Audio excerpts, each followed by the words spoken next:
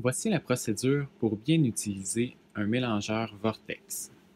Alors premièrement, voici le vortex. La plupart des vortex ont une vitesse ajustable et un bouton permettant le choix entre off, où il est complètement fermé, on, où il est toujours en fonction, ou auto ou automatique, où le vortex va se mettre en fonction seulement lorsqu'on appuiera sur la tête. Voici la solution que je veux bien mélanger. Donc, je veux créer un vortex à l'intérieur pour faire un mélange parfait.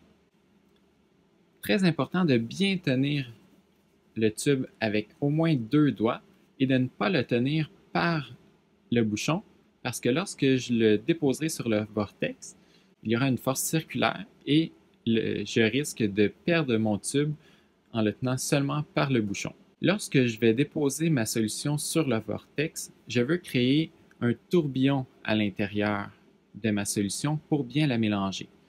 Souvent, ce qui peut arriver, c'est de créer seulement des vibrations. Par exemple, lorsque je tiens mon tube au milieu du tube, je crée de la vibration en haut du tube et il n'y a pas de mélange sous mes doigts. Donc, je n'ai pas mélangé toute ma solution au complet. Donc, je dois tenir le tube en haut de ma solution, idéalement avec 2 doigts comme ça et un doigt appuyé sur le bouchon pour l'empêcher de se dévisser.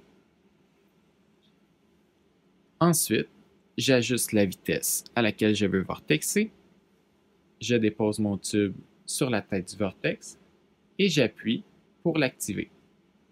Alors, on va voir apparaître un vortex complet jusqu'à la pointe de ma solution.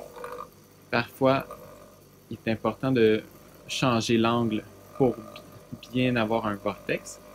Et voilà, vous voyez que ça mélange complètement jusqu'à la fin du tube.